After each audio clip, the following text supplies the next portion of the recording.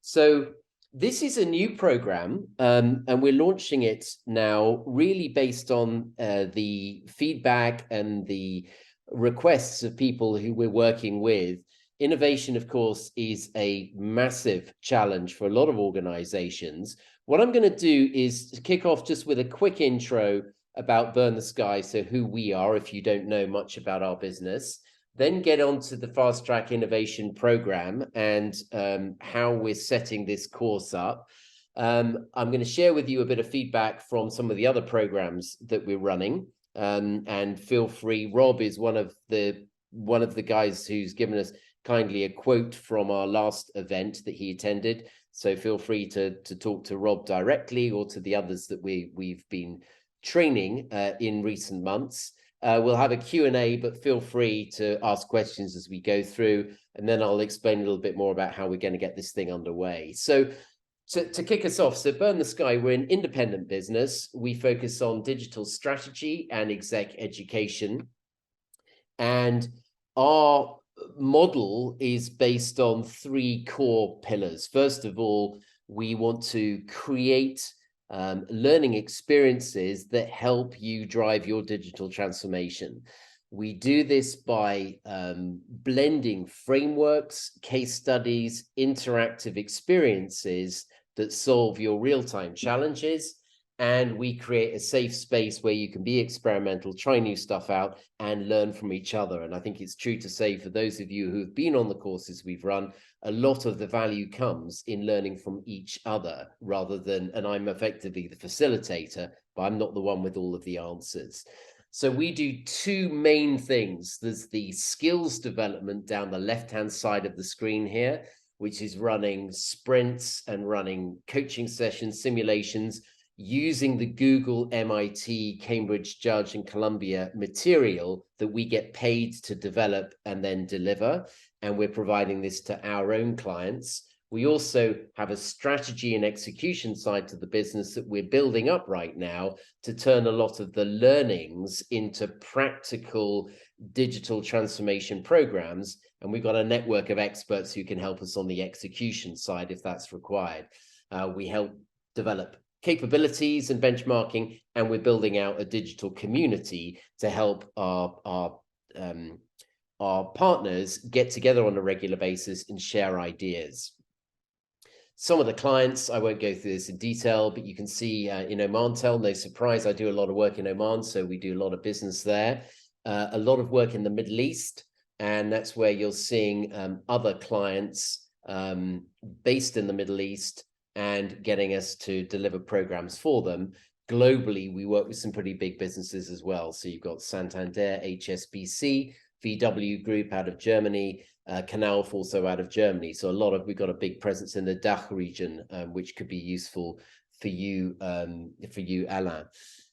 Moving on. So we also work as partners to some of the world's biggest exec education players, Google, some of the business schools you can see on here, and academies, the ADGM in Abu Dhabi, where we get a lot of work, and the London Institute of Banking and Finance. So they pay us to create content and deliver it on their behalf.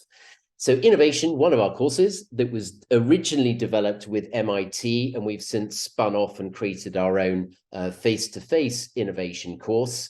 I ran this in Saudi Arabia for a client just last month, and we've now developed this into our own Burn the Sky program, which is what we'll be talking you through right here.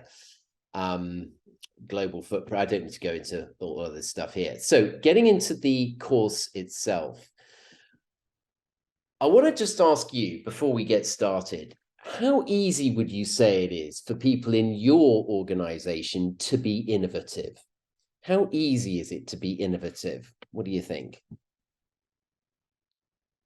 In mine, unfortunately, Rob, I think as we've discussed previously, you know, we've in the iGaming space, gaming has been around, particularly in the UK, Europe, for a millennia, from handwritten tickets to the evolution and disruption of the internet world.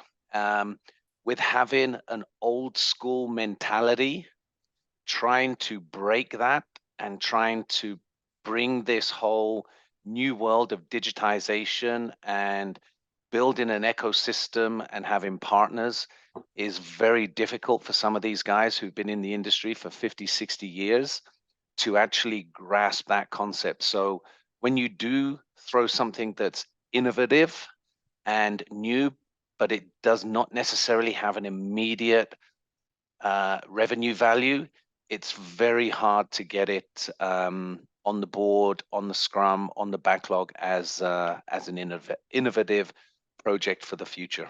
Okay, so revenue, if there's not a clear revenue line, then it becomes a little bit difficult. And I think this is common to so many businesses, particularly those who are listed and producing quarterly reports. Well, you know, why are we spending money on innovation unless there's a clear revenue line there? That can be a bit tricky. What about the rest of you? Ricardo, if you're able to use your mic, Alain, and if you can't talk, then maybe you can put it in the chat. How would you say innovation is seen in the organization? What do you think? Is it easy? And if it's not easy, why are the reasons why that may be a problem? Yes, it's not that easy. All right. Alain, over to you, Alain. You've started. Happy to go on, but Russia, feel free to take on after me. So I think it's not that easy as it seems. Similar aspects as been shared just before. I think top line revenue is really a driver in terms of prioritization. We try to emphasize going into positions to provide the highest value for the least complexity, at least to show those short-term examples to the board of directions to gain the trust. But yet we have very much this old school mentality. The physical fair business has been working as such, from fair to fair, and we do 4 a year. So the timing in between is 2.5 months, which is very challenging. So it's difficult to have time to plan and execute in the long run, which is why they expect these short-term improvements or innovative ideas and solutions as they experience physically for any of the fairs that we deliver in the upcoming timelines. But yet anything that is a long-term sustainable holistic approach has been a challenge in the past to sell. Yeah, okay. And so Rasha, what's your view? Is it easy to innovate, and if not, why not? Hi, Rob. In my point of view, thinking out of the box is very difficult because as Oman Air, people get used to the same routine that they are working on, and to get out of the comfort zone it's very difficult to convince people. However, there are some people who are having a lot of ideas, but they don't know how to start with it. So we need to encourage that so they can have a confidence to get out of their comfort zone and try the risk or the fear zone. Yeah, interesting. So this is very common, what you're saying, and what we've done in preparation for this program is realize that transformation does create additional work and additional risk. If we're looking to do things which haven't been done before, inevitably risk-averse businesses will find reasons often to say no, or to push this back to the following quarter or the following year. And yet, as we well know, and we've all looked at the Kodak example, we've all looked at Nokia, saying that you're going to do it later isn't really an answer to anything. It's just delaying the inevitable. So we need the confidence to change the mindset and to accelerate what we all know is essential to the well-being of our businesses and be responsible to our stakeholders. When we were thinking about this program, we did quite a bit of research and we spoke to a number of businesses. And I'm just going to highlight here 4 key things that we've heard back. The first is that, well, okay, innovation is important and we should be focusing on groundbreaking new products and product development. What this fails to realize, however, is that innovation isn't all about brand new product developments. It can be about improving simple processes which are inefficient and finding smarter and faster ways of running the business. So we can be looking at the product, or we can be looking at the way that we develop our product or service. So widening the definition of innovation was the first point. The second point is that innovation is often seen as the responsibility of an innovation team, and they sit in an innovation lab, and the innovation lab is where all the prototypes happen. Now, the reality is that innovation should be seen as everyone's responsibility. Everyone can come up with ideas. Rasha, you just said, we come up with loads of ideas, but we struggle to put them into practice. And it may be that there's a responsibility and a reward program that we can put in place that can help organizations turn all these ideas into practical prototypes and ideas. And we'll come on to that a little bit later. The next thing we hear is, well, you know, we got loads of ideas, and it's almost word for word, Rasha, for what you just said there. We come up with loads of ideas, but actually we're busy doing the day job, and we don't have time to turn them into projects, which we can then quickly develop into concepts we can then scale into the rest of the business. So we're good at ideas, but we're bad at execution. And then the last thing was, going back to Rob's point, well, it's difficult to invest. And you said the same just there, Alain. It's difficult to find a way of putting a budget out there and funding these things unless there's an ROI model. And here, our observation is the big problem with innovation for many is that the actual ROI is not short-term cash, it's learning. And if we can change the mindset and look at experimentation as a fundamental part of the business, then we're more likely to succeed in innovation. So what we've done is developed a program with 5 key pillars. The first is customer first innovation. Let's understand who the customer is, what their pain points are, and then solve for those pain points rather than trying to create some innovation idea, which the guys in the innovation lab think are great, but may not actually solve an immediate business problem. The next is around how we come up with ideas, developing the vision and ideation.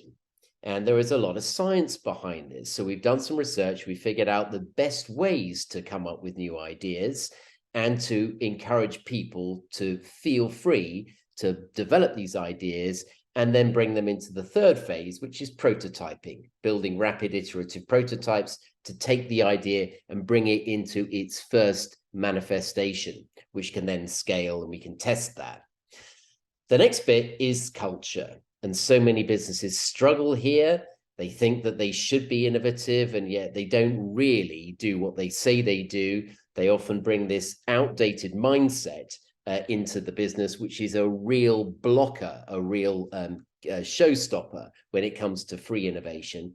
And then the last thing is turning it into a practical plan that you can actually bring into the business and launch. And our program, we don't see as just coming up with the ideas. We want to help you develop the roadmap solution itself.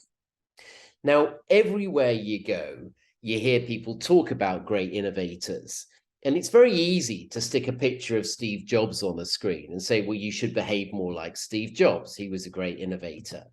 And here's how he did it. And there's a certain genius here, which is a very rare commodity and a very unusual thing that I think explains Apple's tremendous success over many years.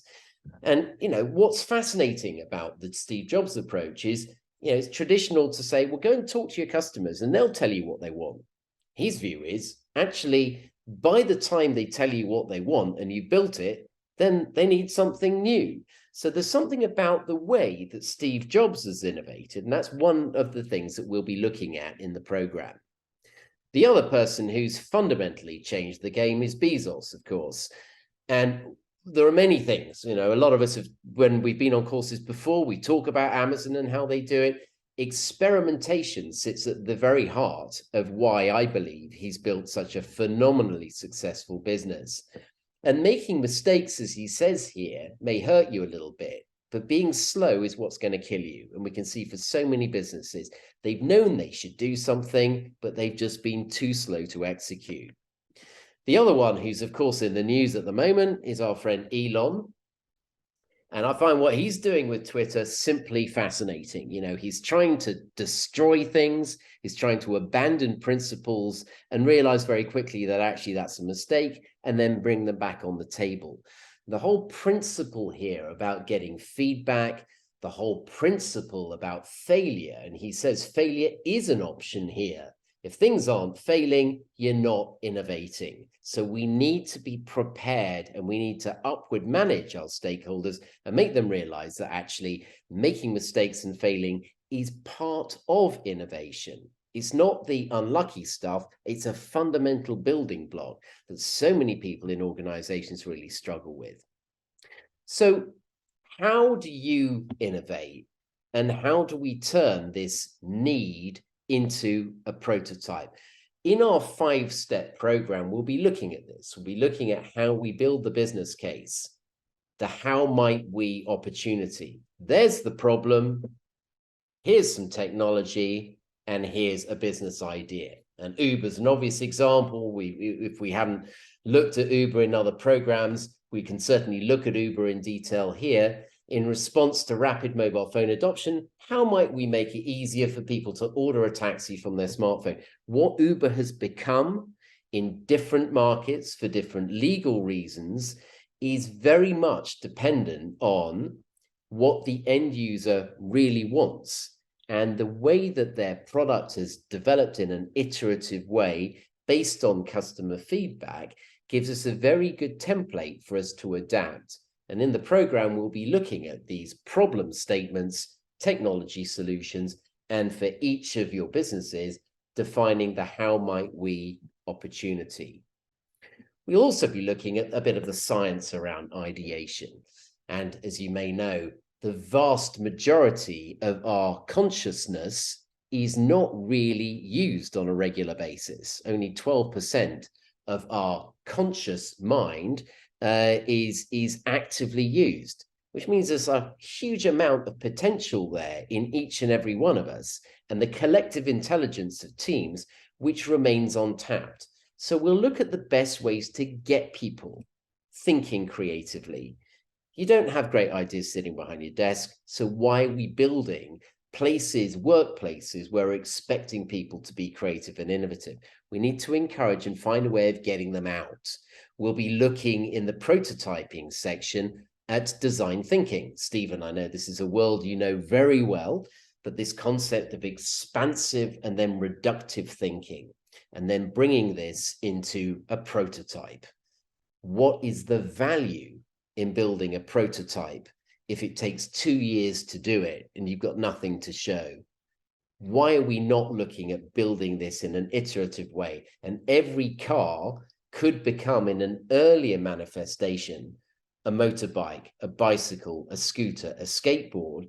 In each case, as we develop our ideas, we get feedback from our customers, we're able to be far better at innovating and creating solutions which we know meet the ever-needing change of the customer, back to Steve Jobs, rather than building a big 2-year plan with a big budget, which almost certainly is going to be redundant when you bring it to market. If we go on the second route, we wind up in the same place, but we've created a product, we've created demand, we've got insights which help us to make sure that our innovation is significantly de-risked by the time we come to market.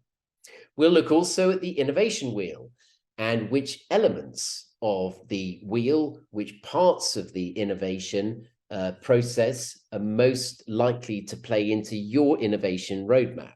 And typically innovations will have a combination of 3 of these elements around the experience, the offering, and the configuration. And we'll look at various third-party sources and frameworks like this to develop your solutions and work out also how we're going to build in automation and how automation can help us with the product development, with the service enhancement, and the way that we get our teams working together to free up more time for innovative thinking and replace a lot of redundant stuff, which may get in the way of becoming and developing a better innovation solution. A lot of what we'll do also is involving user testing. I would love in this program to bring in real people to test the concepts that we develop in the program. You know, whether it's a financial services model, and we look to get real customers in and ask them for feedback on the prototype ideas, or we do it with our closed user group. And Rob, from the last platform program we ran together, I think you can remember we had some quite useful interactions where the different people on the program were giving feedback on the prototype ideas that we developed, that one for our platform strategy course. And in the culture of innovation section, which is the fourth module, we'll be looking at some of these issues. You know, why is it that these big businesses with these old legacy systems are able to continue blocking innovation ideas, where all the senior leaders will see the benefit of being on a speedboat and a way of responding more quickly in a more agile way? So the big conundrum is, how can we learn from the startups, and how can we bring that startup mentality into the big business, and how these little experiments, which we can do with minimal risk to the mothership, because we can set up a separate innovation team or work with an external innovation partner, can come up with those ideas, and then we bring them back into the mothership. So this is a big question around culture and around behavior. And a lot of what we need to do is not just focus on the outcome, but more around the behavior. What is it that leads to the outcome? And praise that kind of working and that way of thinking, rather than simply focus on whether the product has been successful or not, which is a byproduct of the right behavior. And at the heart of it is this wheel, this iterative prototyping concept, where we need to start with the need of the customer, come up with an initial design, get feedback, and then go into build only once we've got that feedback. And this is where we can save huge amounts of money and time, because we kill ideas early if they're not getting positive feedback, and we only invest our time and our development cost in the things which really do work. And if you haven't seen this before, it's all about small experiments. It's all about coming up with a small proof of concept and allowing that to grow, and use that to win over different stakeholders, to get more budget for our innovation, and to tackle ever bigger tasks. And this domino effect is very important and a very useful way of explaining to people how a prototype, a small prototype with a small budget, can actually open the door for some very significant improvements over time. So we won't be doing this face-to-face. Well, we can deliver a face-to-face workshop for your business if that's practical. But what we can do remotely is an online version. And what I was doing here in Riyadh last month, creating a prototype, or in fact, we created 5 prototypes for 5 different banking services for this HSBC subsidiary in Saudi Arabia, where each of the teams came up with their prototype solution, presented it to the head of digital. These are now being put into the business and developed within the bank. This was after just 5 days. We did this, had 5 projects we developed in 5 days. We'll be doing this online, and we'll be using a framework across these 3 time horizons to develop, and then to plan, and then to bring you a prototype idea that you can then bring back into your business. So the outcome will be one of these, but in a digital remote form and using a template like this. So that's the program itself. Before I move on, do we have any questions, any reflections on the course itself and the way that we're planning to deliver this? Any questions? Rob, I guess, you know, I from my industry, and again, I go back to trying to sit on these courses and take this information back and share this and get other people in the group on these courses, so I can at least I can assimilate with some other people and I can talk this with other people. But there just seems to be a reluctance, and I don't know whether that's just my industry or whether it's elsewhere, and whether it's change or trying to understand a process or even put a process in place. There just seems to be a massive reluctance at a certain level to be able to do it. And it just seems like it's too much work for not enough gain.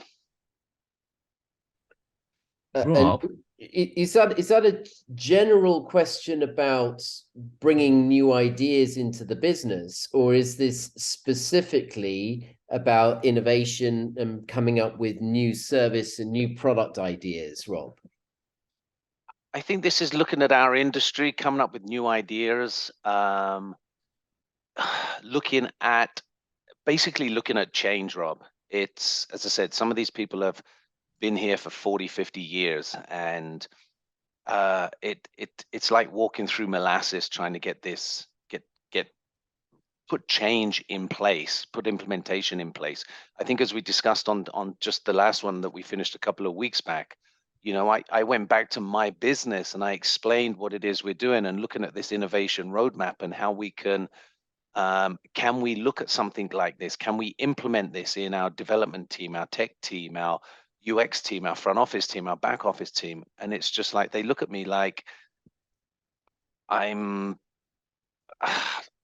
talking Chinese or something. Rob, can I jump in here on this topic, because I've gone through a similar kind of like a positive side on the innovation in the game industry, and also the negative side. You need a person to actually motivate to make that change agent. Rob, I have something so many to show you.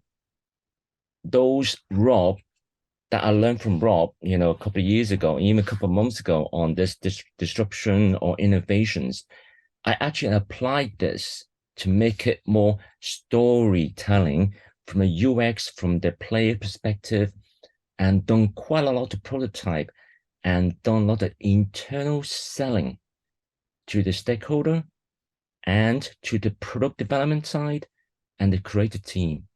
And it works. It's all down into the culture that you need to get buy-in from the C-level and show them, don't tell them, show them.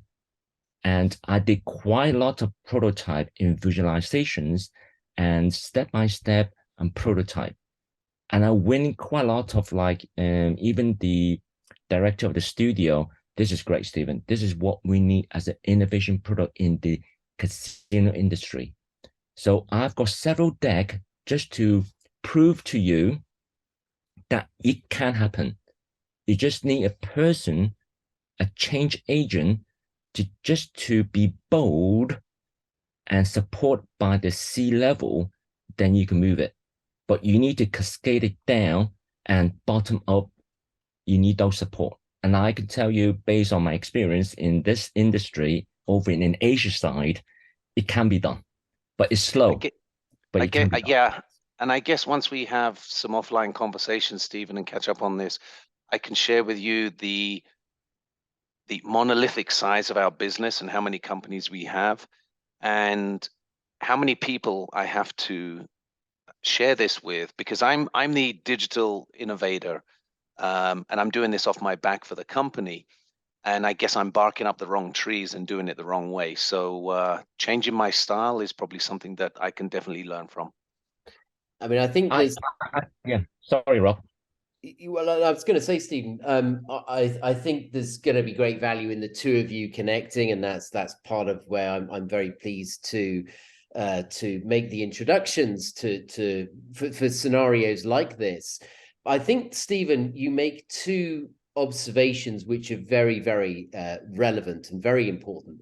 And the first is that for senior execs, it's very easy just to say no, because it's a new thing. It's challenging a way of doing something which may have been very successful for many years. And to get someone at that stage in their career to sort of change their way of working, it is really difficult. So the point you make about show, don't tell, I think this is so important. If we can create a visual representation of something, create a small prototype solution, you don't have to do any talking. And Rasha, this is something that you may personally know. I was doing a project with Omantel, which is the big telco in Oman, and they were very concerned because Vodafone was about to enter the market. And Vodafone had looked at all the different pain points on the journey, and there were quite a lot of things Omantel wasn't doing very well. So we brought the Omantel team over to London, and working with Google, we spent 5 days building out a prototype solution to a big problem they had with their customers around the roaming service, and there was a big thing that wasn't working. We did some research, we worked out what the problem was, and in 5 days we created a prototype solution, a real prototype, that when they went back to Oman to share this with the chief exec, they could pull out a phone and show what it looked like. So if we can be creating a real solution quickly, and this is the point, quickly, that's going to be a whole lot better than trying to articulate these in words, which people can't be bothered to read and maybe don't even understand if they could read it. The second thing is about your visualization and storytelling, Stephen. It's a very important thing in some cultures, more so than in others, where if we can tell a story rather than explain things in a very sort of dry conceptual way, it can win the heads and the hearts of people who may not otherwise really be too interested. In this program, we're not planning to spend a lot of time looking at storytelling, although it's something that we've done a lot with some of the other programs. And it may be, to your point, Rob, and talking to you, Stephen, thank you for your sharing your screen there, that visual storytelling is an element that we can bring in here to help address some of this inertia, Rob, that you talked earlier. Stephen, do you want to explain that for us? And for those of who are watching on catch up, just explain what that is. Well, this is the thing, Rob. I just want to share. I've got many of these decks showing them, different view angle from a blackjack table, how different, different camera angles from the dealers, and then from that you kind of make simple, actual mobile onto your phone and present and talk about the story. This is the objective of this is when you look at a portrait mode on the live casino and playing blackjack table on the top, it only get like 7 or 7 seats across, and it's really tiny. So I said to my CEO, I like to innovate, and talk to the studio directors and see whether we can innovate the experience on portrait mobile, because we already developed the landscape. But what about people want to hold a portrait because we can tilt? So this is the problem, and then this is an idea. Then I quickly just spent half a day just taking a photograph, retouching it, and just mock up and directly present to the studio directors and also the CEO. Send off as I build a sequence story.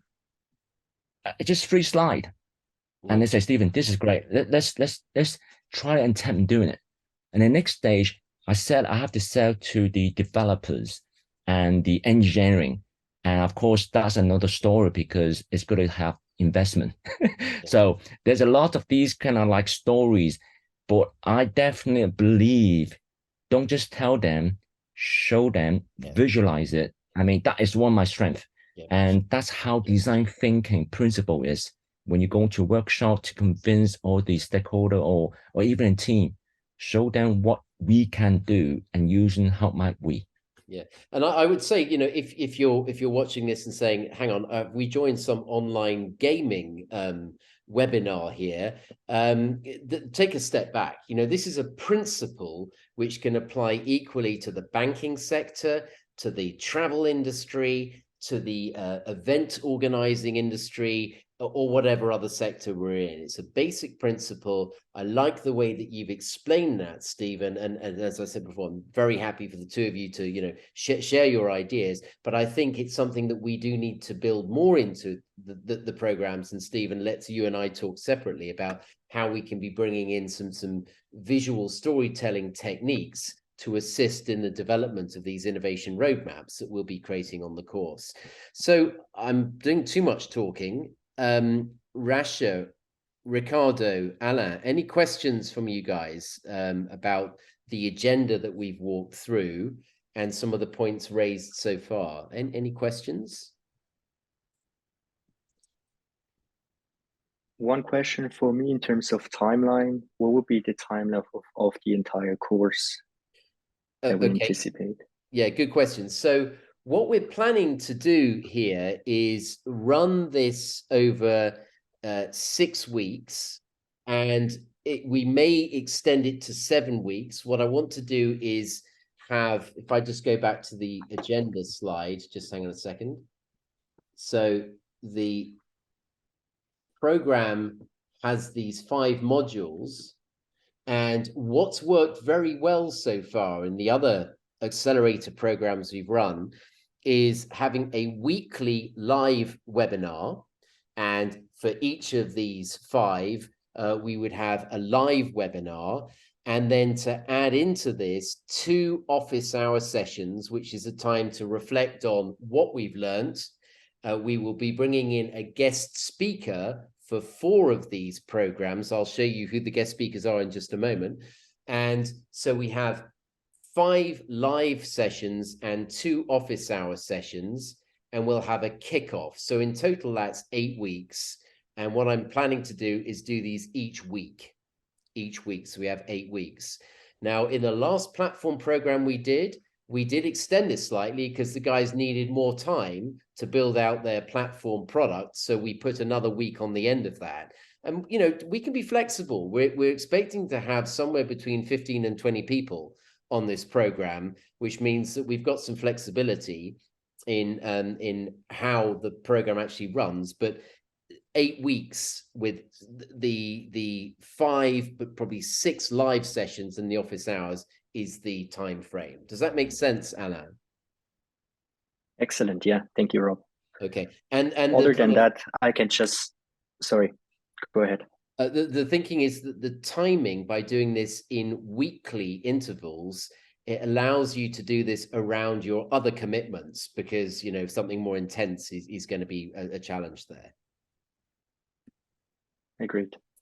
Other than that, I can just reiterate on what Stephen's presented in terms of storytelling. I think it's brilliant material that he showed, and it's the same experience we have within our organization. If you take the people on this journey and walk them through the experience, and I can also share some material in terms of storytelling with the group, if that helps. Yeah, I mean, this is what I love to do. It's not about, I'm coming up with the program, I'm getting the guest speakers involved, but a lot of the real value comes in you guys sharing your experiences with each other and then adapting those ideas as you need to. So, Ricardo, Rasha, any questions on the agenda and on what we've done so far? And if not, let me just wrap up. I've come up with just a few, what I would say, a few highlights, a few reasons why I think this is going to be a good use of your time. And I've got 5 things, and I'll just run through them now. So the first is, this is a tried and tested learning approach. We understand you've got a lot of experience individually. So our job here, as we see it, is to explain the concepts, to anchor the concepts in activities, and we'll be doing a series of activities during the program, culminating in the roadmap, the innovation roadmap. And we will have a lot of time for conversation, discussion, before and after the guest speakers do their piece, and also in the office hour sessions that we do separately from the live webinars. The second is, and just bringing in Patrick, who I think has got the time wrong, but Patrick, good to see you with us. The second reason is world-class speakers. So subject to final confirmation, we'll be bringing in speakers from Google, the head of innovation at Google, who's Alfred Weiler. He lives very close to where I am here in the UK. He's South African originally, and he's been working at Google for a number of years on a number of the innovation ideas. I bring clients over to London. We go and meet Alfred in the Google offices. He's a very, very clear and concise presenter, and he takes a lot of time to answer any questions that people have on the programs. Also, Martin Kopp, he is Associate Professor of Entrepreneurship and Strategy at ESCP in Paris.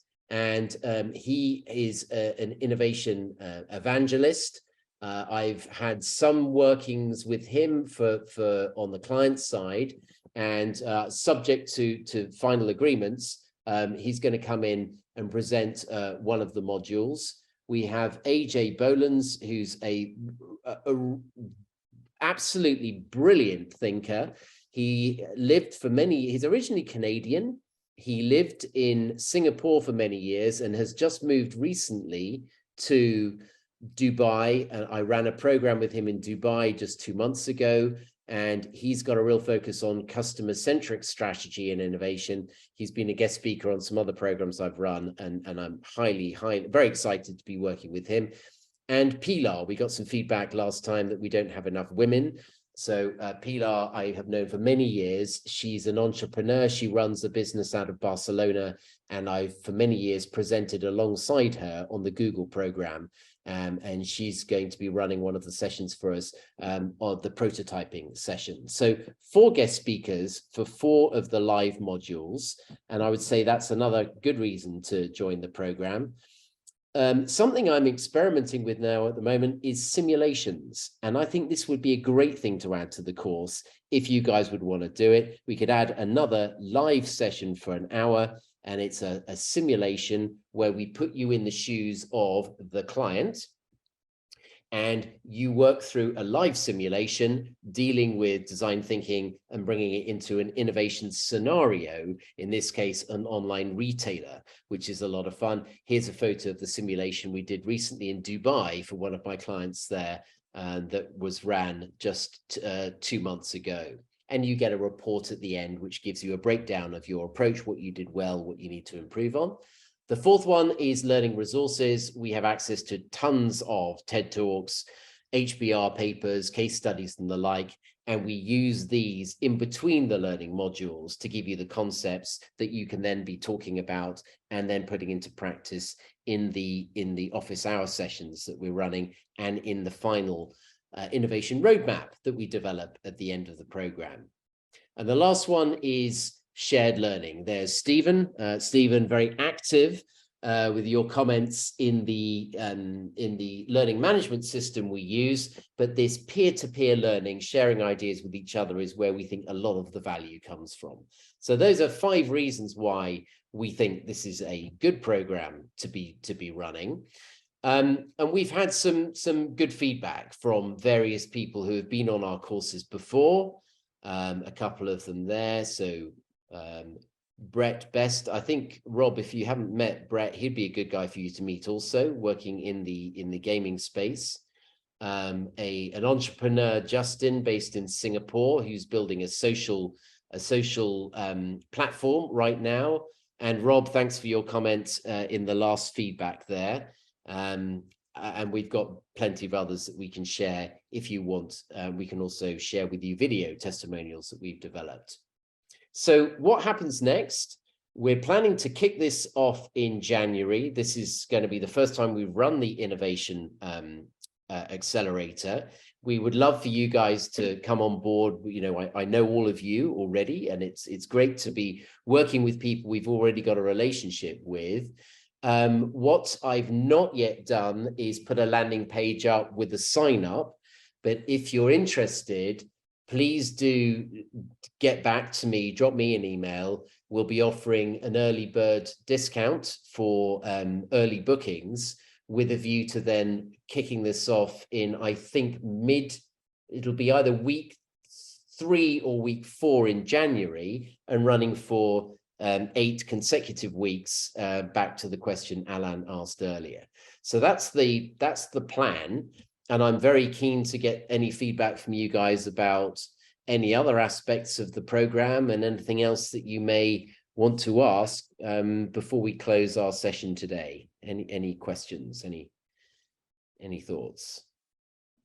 Rob, maybe just one for myself. I think, as you know, I have a very hectic travel schedule, and it did impact the last one. So I travel again at the end of February. I'd love to come on this course, and I'd love to bring a couple of other people from my company, like the Mexican company did last time, and share some of the love. But if you do have the ability to start this at least the 3rd week in January, that'll give me time to complete the whole course. Yeah, that's fine. So start week 3 of Jan. Are you saying is that the best time for you? It's probably the latest that, yeah, I can join. If it's the 4th week, then it's going to be tough for me to be able to finish for leaving at the end of February. Okay, that's fine, and that works well for me because I've got some stuff earlier Jan that's going to get in the way for me. So week 3 Jan. How does that sound for the rest of you? Sounds great to me. Thank you. Okay. Now, one other question on the day of the week. Typically, we want to do this at 12 or 1 o'clock UK time, which means that if you're in stateside, it's not too early in the morning for you there. We don't have British summertime right now, so the time difference is less acute. But does 1 o'clock sound good for everyone else? So Rasha, that would be for you 4 hours later in Muscat. So 1 o'clock means 5 o'clock your time. Does that timing work? Yes, it's fine. And Ricardo, I didn't catch where you're based, Ricardo. If you can drop that in the chat if you can't talk. What time zone are you in? And Stephen, does that work for you in Hong Kong? You're going to be 8 hours ahead, so 1 o'clock's 9 o'clock in the evening. Is that okay for you, or is that too late? That should be fine, yes, because it's only for an hour or so. So yes. The live sessions are 2 hours. We have 1 hour of guest speaker and then 1 hour of our discussion. So it's 9 till 11. So I hope you've got some strong coffee. Yes, should be fine. I just need to check the January, February time, because that is the time that I'm looking for a job quickly, and I've got 2 tender proposal running at the same time. But I definitely want to, be part of this and give my sharing as well, what I've learned as well, what I practical do based on the innovation experience. So let's talk more, Rob, on this. Let's talk offline. We don't need to nail it now. The other thing, just quickly, is the day of the week. Now, we've run this on Fridays before. Fridays are good for a lot of people because most of the week's out the way. If you're in the Middle East, though, that may be a problem. So Rasha, and we've got a whole load of people we'll be sending the video to. Friday is a problem in some markets because it's like a weekend day. Rasha, would learning on Friday be a good thing for you? Or would you say, actually, forget it, that's my weekend, hands off, that's my time? Well, it's a weekend, but not every weekend we are having parties. So we can manage time. Okay. If I said to the rest of you, Thursday or Friday, what would be the preference? Friday. Also Friday. Alain, Friday's good? Yeah. You're happy? Yeah, Friday's fine. Right, okay. So I think what we'll do then is, and I need to check some diaries, and of course I need to go back to the guest speakers and make sure they can the jigsaw puzzle fits for them. But I think if we aim for 1 o'clock on Fridays then, starting on the 3rd of Jan, that sounds like a good plan to me. So any more comments before we close today, or are you happy?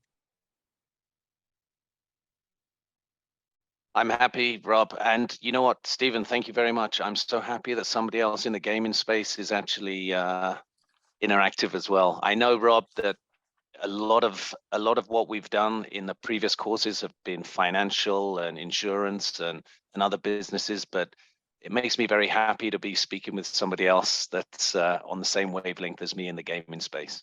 Well, that's fine. And I can, by the way, Rob, I have spent quite a bit of time working in your sector, not for probably 5 years or so, but I do know a lot of people here. There'll be some familiar names from the people that you meet in Malta and the Evolution Gaming, some of these guys. If you want any contacts there, very happy to connect you to them. There's some very smart guys who I'm sure would be very happy to talk to you. So, offline, let's pick that up and I can certainly make some introductions again. Thank you. So I think with that, thanks for joining everyone. And if you're watching on Catch Up, I hope you found this is useful. And we'll come back with the comms on the start times. I need a little bit of time to line up the guest speakers and get those times locked in. But otherwise, really looking forward to this session and running the first pilot with you lot. So thanks again. Have a great weekend, and we'll be in contact with the comms in due course.